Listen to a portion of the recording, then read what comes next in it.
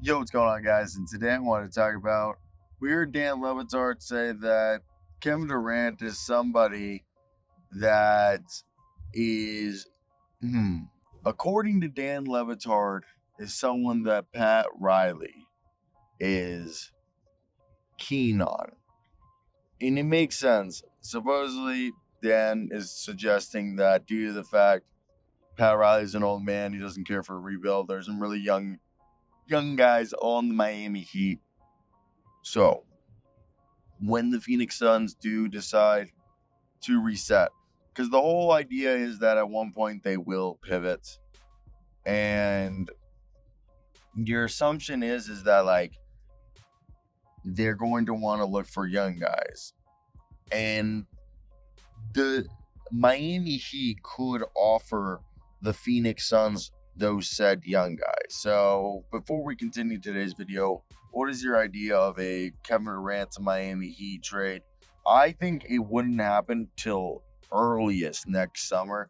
Dan Le Batard suggesting that it could come to this deadline, that at this trade deadline. So if we were going under the assumption that if everything comes to a maybe Kevin Durant goes, get me out of Phoenix in February, what would that deal look like?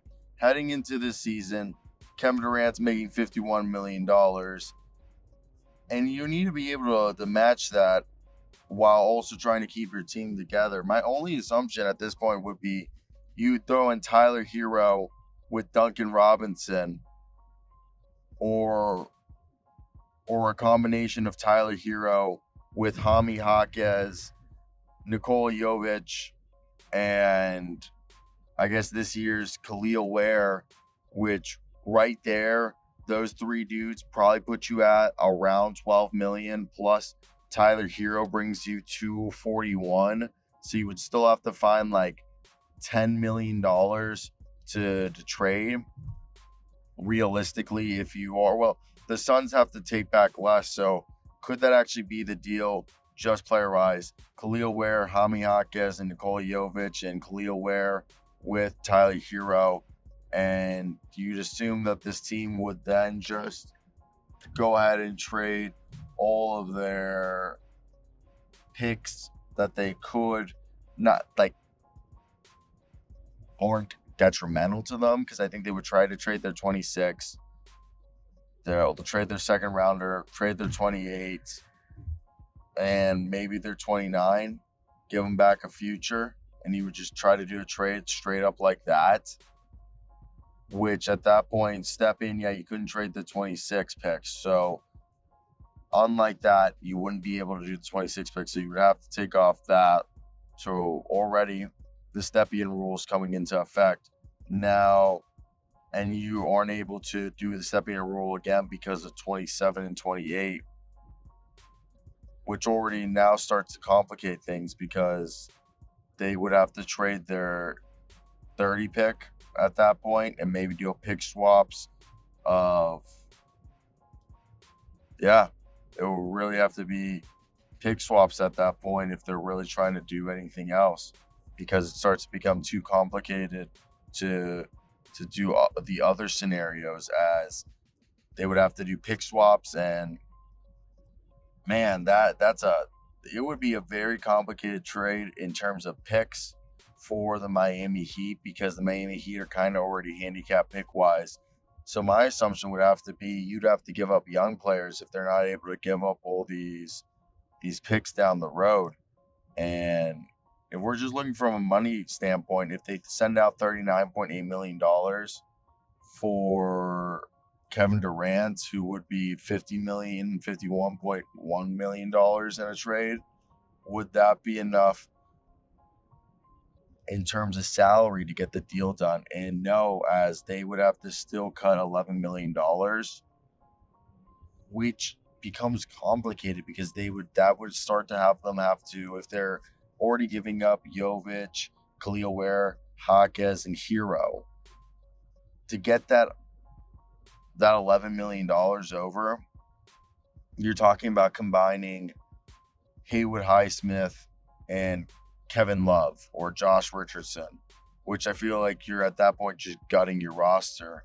So my assumption with them be you'd have to trade like Duncan Robinson, which then brings you at $58 million, and 59.2, my apology, which they're trading 51 million, and they have to take off 10 million if you're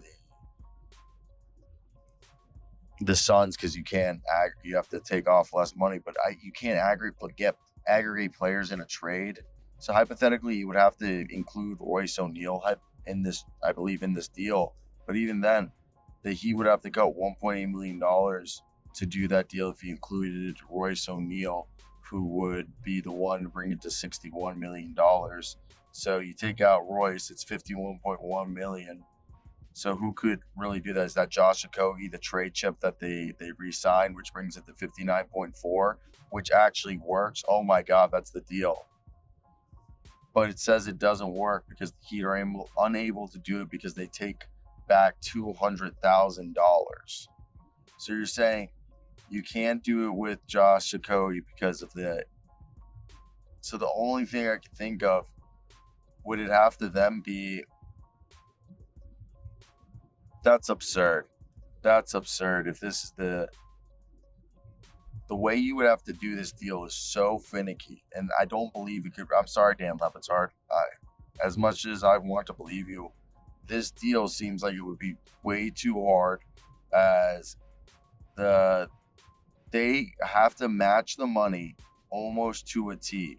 So the deal, Tyler Hero, Duncan Robinson, Khalil Ware, Jaime Jaquez, Nikola Jovic for Kevin Durant, and somebody who makes $7.9 million, or a combination of players who make $7.9 million, is how they have to get this deal done. And that's really, really hard.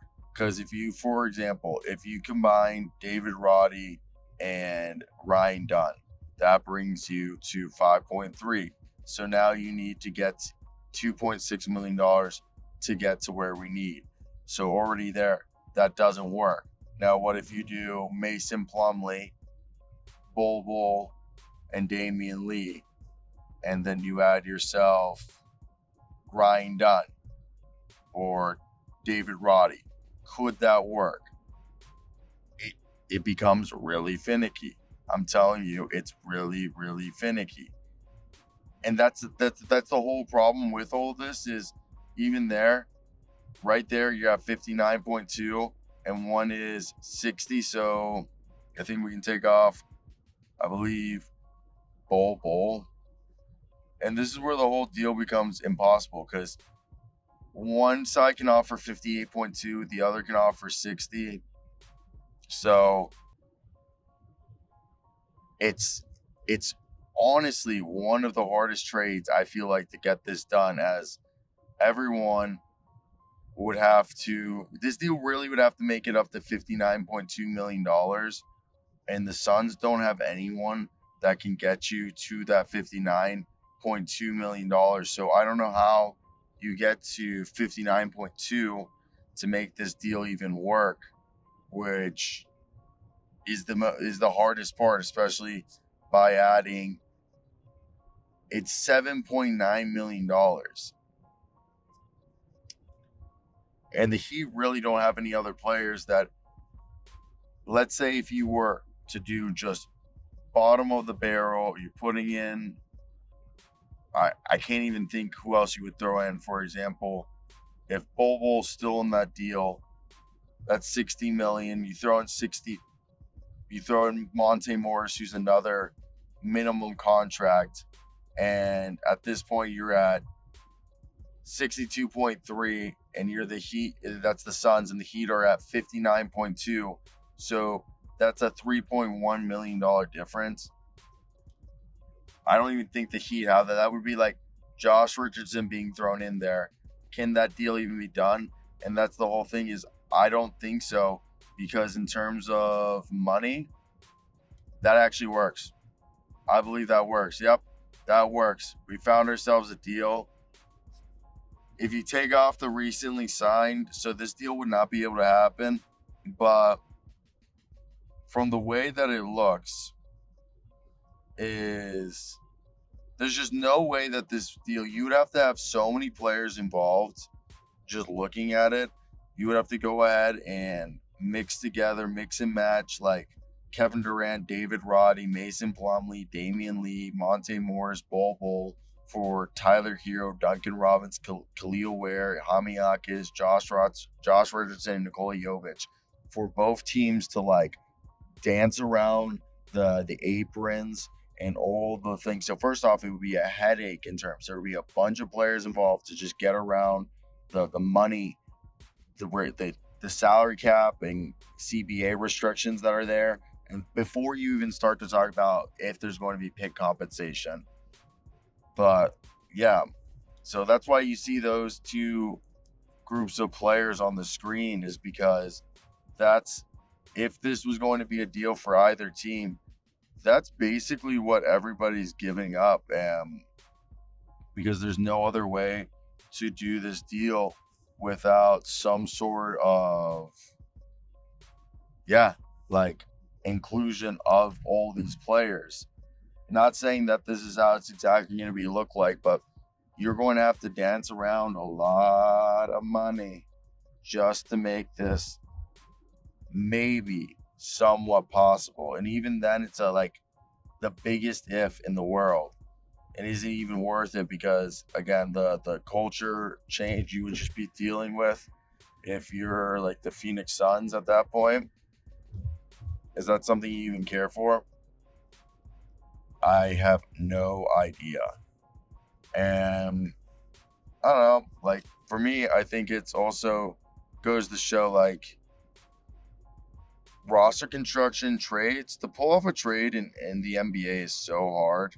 Like everybody is just trying to one up one another. So even if you are able to do it, it's still so dumb hard. That's where I want to hear your guys' thoughts. What do you guys think?